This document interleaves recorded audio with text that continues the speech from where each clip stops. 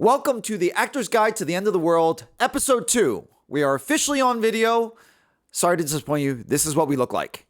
As always, follow and subscribe wherever you find your podcasts and on all social media at Actor's Guide Podcast. One note, we talk about tax credits this episode. This episode was recorded before Governor Newsom announced a $750 million proposal for a California tax credit. We'll eventually talk about it in a later episode, but it didn't make it this time. All right, on with the show. Rían, tell them what's on the show for today. Okay, coming up on today's episode, we are talking about Karen Bass, LA Mayor, has organized a task force to keep production in LA, which is long overdue, I believe. Governor Gavin Newsom has signed a handful of AI bills this month for the state of California, which is exciting. And we talk about how much work there is outside of LA, and the big question, is it even worth it to stay in LA anymore? Oh, this is a big one. And our sponsor for today's show, Indestructitrailer. Take care of your actors without needing to worry about taking care of your trailer. These trailers are put to the test and are built to last, no matter who's on the call sheet. Little Tara, who just got her own Disney show, a A-list starlet who needs room for their entourage, a reality show star with their family of raccoons. Indestructitrailer has got you covered. And now comes with a bidet. For the raccoons. Now let's move on. This is our word around town. So first thing that we're discussing today. So LA Mayor Karen Bass has gotten together a task force. I mean, you've heard of this, right? I have. I didn't actually realize it was a task force. I heard that that they were trying to change the tax laws to attract more production to LA. Exactly. This is kind of like what we've been complaining about a lot. Yeah. There's not a lot of things shooting. Right. And there's a lot of blame to go around after strikes with the studios. Yeah. So Karen Bass, thank God, is doing something about it. She put together a task force of Hollywood professionals. One of them is director Jason Reitman. Oh, okay. This is a task Son force. of Ivan Reitman? Yeah. Yes. Okay. Yeah. He's doing the movie about the Saturday Night Live. Oh, that's his. Okay, Yeah, brilliant. yeah, Yeah, exactly. I've seen the trailer for it. Yeah, That's great, yeah. actually. I know, That's it does. really good. Hopefully this gets something going. Yeah. She's intending on making permits easier in LA. Okay. Because it's always a nightmare to shoot in LA. I mean, Yes. you can imagine. And then on top of it, try to get more tax credits for California and LA. Okay. What I meant was, as far as a lot of blame to go around is, we've been easily demonizing the studios, and we're also blaming a lot of productions for going elsewhere. Yeah. Atlanta, Canada, UK, Ireland, all that stuff. So it's easy for a lot of actors to say, hey, why are you guys going elsewhere? We should be holding these productions accountable, when I think that's a little misguided, because if you ever tried to produce anything, you know that you're going to go where it's cheapest. Oh, absolutely. Why would you not go where you can get more bang for your buck for your production? Yeah, I agree. I don't blame production for that. Exactly, but there's a lot of people who do. Right. Yeah. But it's like when people expect celebrities to pay. So, for example, U2, okay? I believe, and I could be wrong about this, but I believe they are now headquartered in the Netherlands as an entity because U2 of the band. Yeah, because of the tax laws there. Now, I'll have to check up on this, but people in Ireland were kind of bitching about it, going like, "Oh, I can't believe they're not putting tax money back into Ireland." I mean, if you're in their position, what do you do? Like, out of a sense of civic duty, do you pay more taxes, or do you, That's probably a great one for another time, but you're completely right. I heard both ways. I heard if you're a man of privilege, and you can go down the line as far as Warren Buffett, Tony Robbins, they make a big deal as far as they make a lot of money, but they also give a lot of it away. Okay. And I think that's a big focus of theirs. And a lot of them look at taxes as the same way. We can easily knock. Wait, you're saying that they pay taxes out of a sense of duty? Yeah, Or, they take pride in paying taxes. Interesting. They take pride in, I'm a business that pays taxes, that generates income.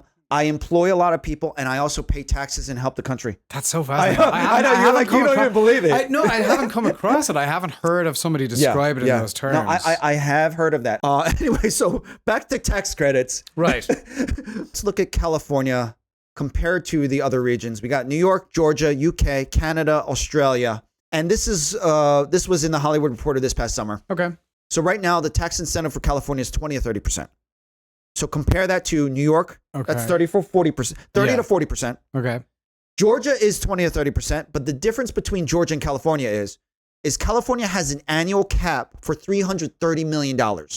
And Georgia, so there's no cap. If you're filming a production in Georgia, they're just going to give you the 20 to 30%.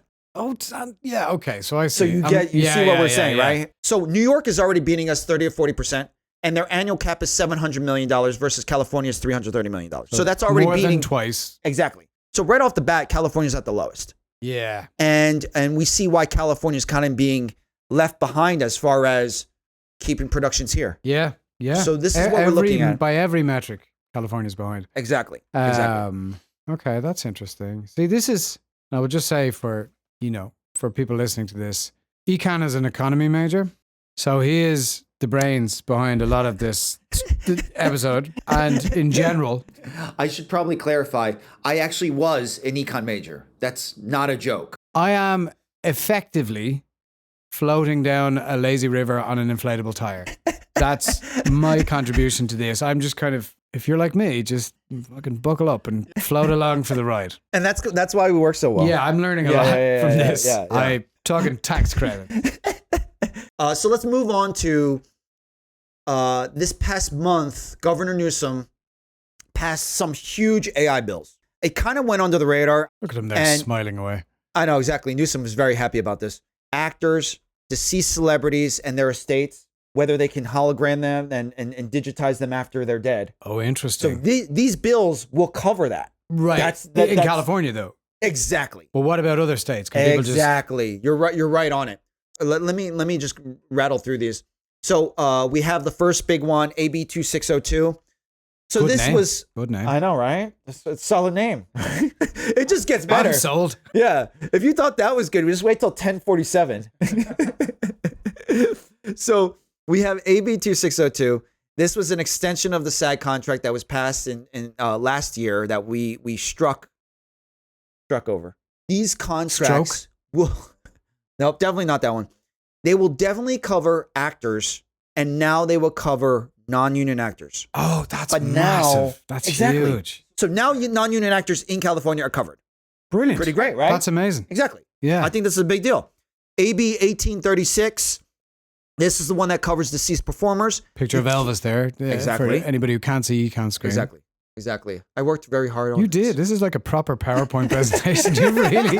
This is what I'm talking about, guys. If this podcast were up to me, it would just be hand drawn. Yeah, hand drawn. I'd winging it. So we got this one that covers you can't make a digital replica of deceased performers without the consent of the performer's estate. Okay. I mean, this is huge. Yeah.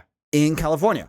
So again, though, do you know if can you do that in other states? Can you still make a digital replica of anybody? Game. Anything is fair game. Wow. And that's what we have to worry about. We have these couple bills, sex, porn, deepfakes. Yep. Yeah. Now it's illegal. Social media platforms need to create a function to report these deepfakes, pull them from the platform. I mean, this is huge. That is, yeah. This is protecting people in California. Because we're only at the beginning of this. It feels like we're right at the beginning. You're starting to see videos like using people's voices like we talked about before. You know, and speaking of that brings us to the election deepfakes. It requires large platforms to remove digitally altered, created images, audio, or video of election content. And this is specifically during election periods. I see. So all this gets flagged, gets removed. A specific reference is Elon Musk did tweet a AI generated video ad of Kamala Harris. It was spot on and looked real. And that would be considered an election deepfake, and that would be considered not allowed according to this bill in California. Okay. Did he qualify it and say it was a deepfake, or no? He just put it forward with no... No, he didn't say. No explanation. Just here's a video of... Yeah. But also, I think that's the point. It was so real that it kind of makes you wonder. Wow. It literally looked like a professional election. Yeah. There you go. That's our word around town. Okay. Word around town. So today's episode is kind of an ongoing discussion that we've been having as actors. Personally, we've been having conversations about this. The big question is with the industry the way it is it worth it to live in LA anymore? Is it feasible? Is it practical? And it just so happens that this is kind of a question that you've been thinking about personally for yourself. I have. Yeah, absolutely. Yeah. To be honest, like when you talk to other people about it, you mentioned it, the sort of short answer is no. That's the kind of trite and answer that you get from everybody. Looking at it from the perspective of somebody who lives in LA, thinking about not living in LA is a different. There's a lot more to consider. You know what I mean? So take us to the beginning. So obviously, Rían's from Ireland. If you couldn't tell from the accent, people have been mind-boggled, just wondering, where is he from? But we should probably set it so how long have you been in LA? And just what have you seen and heard as far as how productions are developing over in Ireland that this question has been on your mind? Yeah, okay. So I've been in LA this time around for 6 years, since towards the end of 2018. I had lived in LA for a year at the beginning of my time in America. That was 2007 into 2008, which was not a wonderful time to move here. It was. Oh yeah, right before the big financial crash. Yes, and the writer's strike of that time too. So the writer's strike, I got here in probably September. A lot of people who came around that, I know a lot of people who came around that time and they didn't survive. Oh man, I was like, America, here we go, strike, crash. But it was interesting, because I'd never been to America. I won a green card in the visa lottery. I will say I was terrified. I mean, I didn't know. I was very green. I didn't know anything about LA or America really, other than what I saw on TV. Came here. I was here for less than a year. Strike happened. I couldn't get a job. And then I just moved back home, kind of tail between my legs for about 7-8 months. Oh, Ireland. To Ireland. Okay. Yeah. I then spent 10 wonderful years in Chicago. And then I moved back to LA in 2018. But I was under no real illusion about how tough a market this place can be, or how tough a city this place can be. And you don't really know until you're actually there. You really don't, because a friend of mine had said this. A friend of mine who's from Chicago, who's been out here a number of years. He's like, LA is cold, man. He's like, the weather's warm and it's beautiful, but it's cold. And Wait, is he from Ireland or America? No, he's from America. He's from Chicago. And I got to understand what he meant, because it's a different animal out here. It is a very tough market. Well, it's tough to move to LA when you're not from LA, but also as an actor kind of increases the pressure and how difficult it can be. From what you just said, you kind of got your reps in Chicago. Yeah. So you got credits, and that's kind of like actually what we're saying as far as if you're a developing actor, there are a million reasons why now in 2024 you don't need to be in LA. If you happen to be in Atlanta and living in your your parents' house, 100% you should be getting credits in that market and just getting experience. Yeah. Sometimes you're not in control of where you end up, but where you are, hopefully it works out where you can get some experience, get some credits. Yes. And then you want to give LA a try. Yes. Now, here's the thing. I love this conversation because it is very common and very easy to hate on LA. First of all, by the way, if you guys didn't know, I'm from the East Coast, born and raised in Philly and Jersey area. So I very much still have an East Coast bias. That being said, oh, they can tell. I don't know anyone who loves LA more than I do. Like, I literally love LA. I wish to fall in love like I love LA. Okay. like romantic, a relationship. Love. Yeah.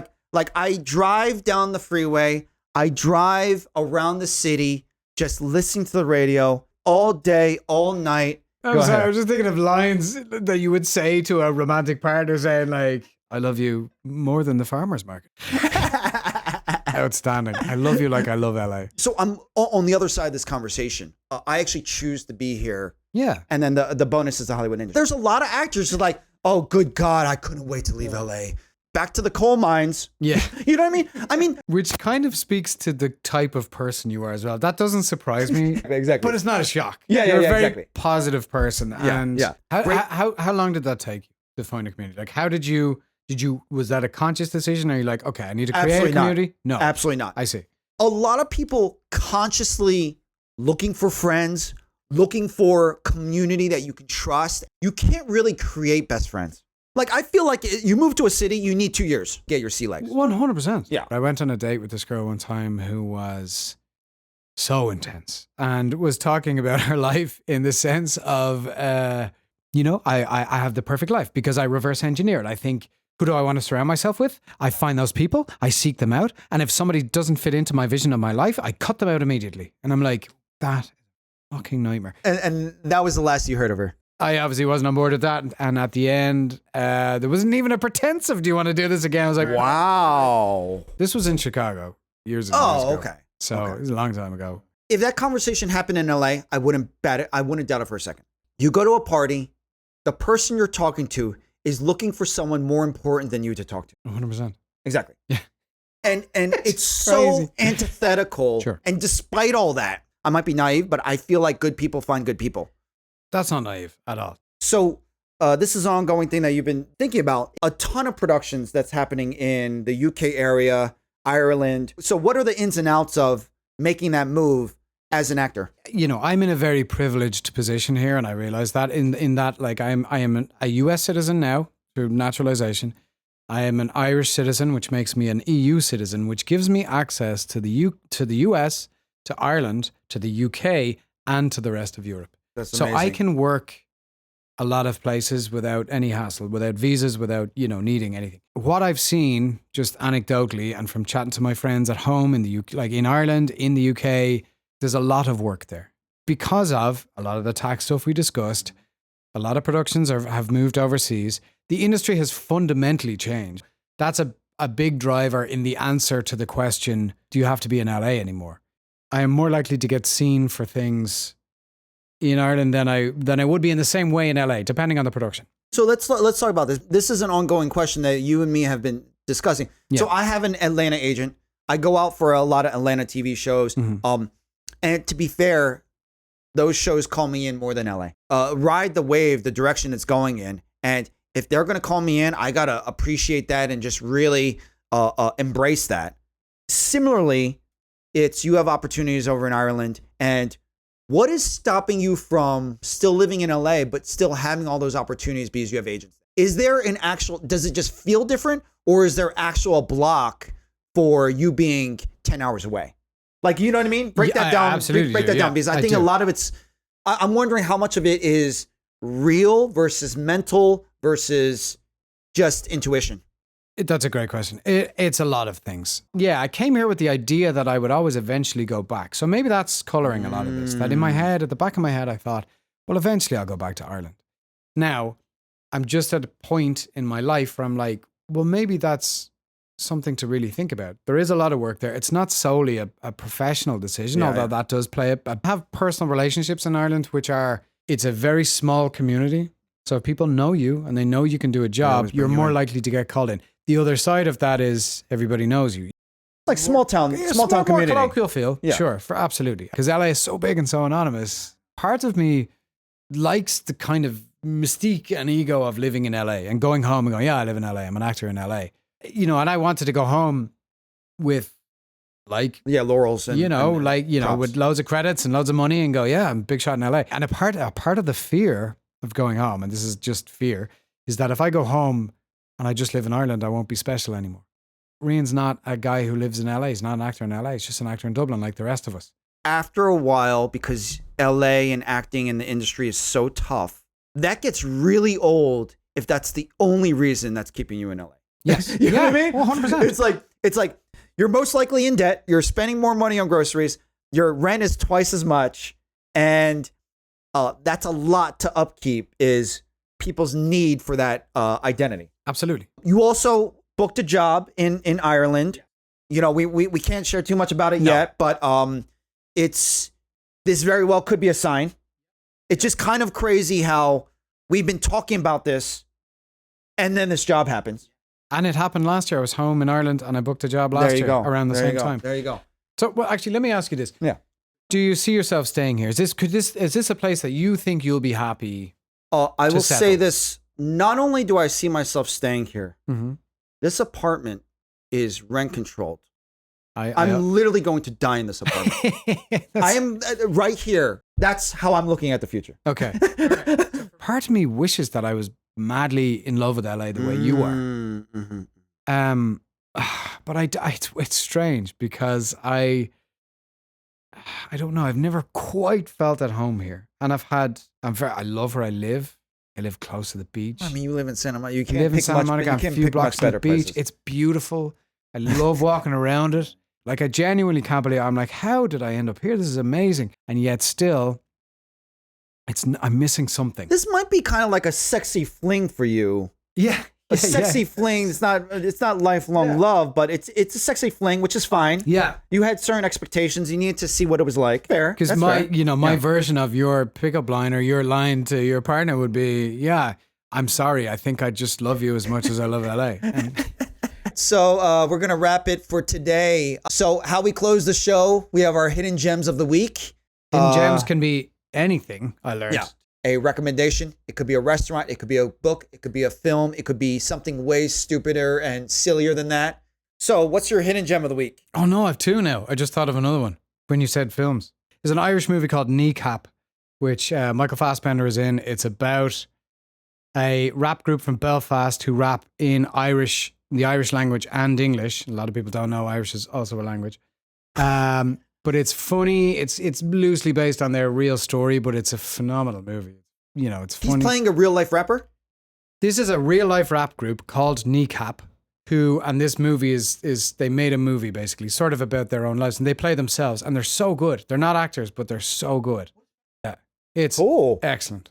So awesome. Well, I didn't even hear about that movie. So yeah, there we go. There's talk of it had a theatrical release in the US, and then it went away, and then it has a second theatrical release, which is almost unheard of.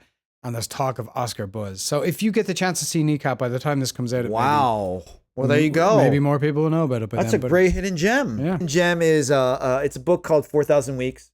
This is a drastic turn from Kneecap, but it's a book called 4,000 Weeks. It's the subtitle is Time Management for Mortals. 4,000 weeks is roughly the amount of weeks that an average person lives. I was going to say, that's exactly, a lot of weeks. Exactly. So 4,000 weeks, it debunks everyone's idea on, and some people have talked about it, but if you haven't heard of the book, if you're into time management, productivity hacks, and all that stuff, it debunks all of it. It basically says, hey, all this time that you're trying to save with your silly little hack, it's a lie. You're never going to have enough time to fill up your day. You're always going to fill it with more crap. And the hard work is figuring out what to fill your day with. I know. So I'm really into it. That's fascinating because it's kind of like to get moving into a bigger apartment. You'll fill it no matter what. Exactly. You'll fill it with crap no matter what. Anywhere I've lived, I've filled it. Exactly. And I thought there's places that I thought I wouldn't. I'm like, I don't have enough stuff. Are you trying to say something about my apartment? No, you have a great apartment. Look at all this. It's an interesting apartment. All right. That's our show. All right. See you next week. Thanks for watching, guys. If you like what you saw, maybe give a like, maybe subscribe. It helps people find the podcast. Also, if you didn't catch last week's episode, it's right over here. Don't worry. We'll wait.